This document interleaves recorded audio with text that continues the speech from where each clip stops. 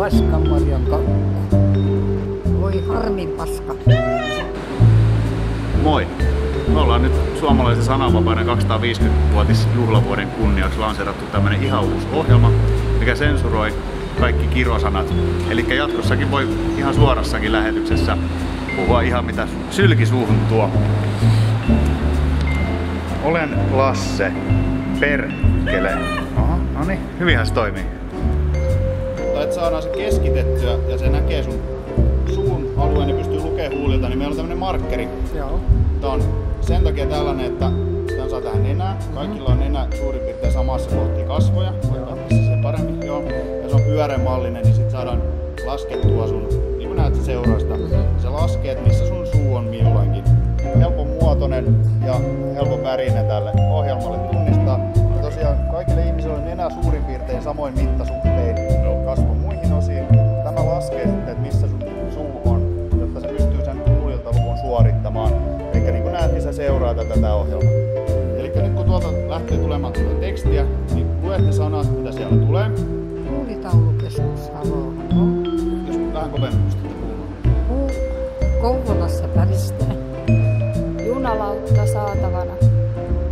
Nykynuoriso usein rellestää. Tänään on viinapäivä.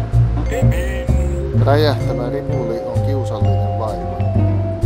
Pär. Kele. Timo Soiniko. Timo Soinin tunnista, katos vielä.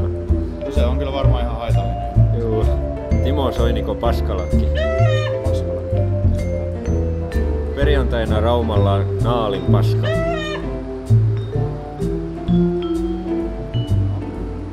Paskanmarja kakku.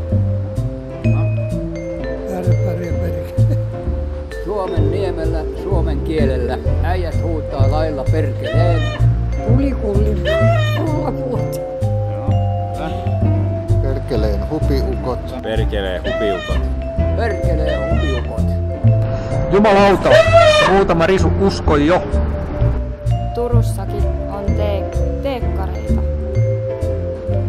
Jäynä on yleensä teekkareiden järjestämä kepponen tai tapahtuma. Jäynätään nyt. Saatanan teekkari.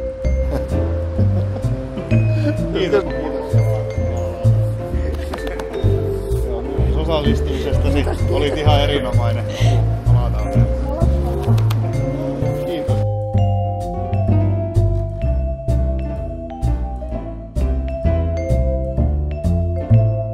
Vihtorin molahtaneet vitun kannattajat.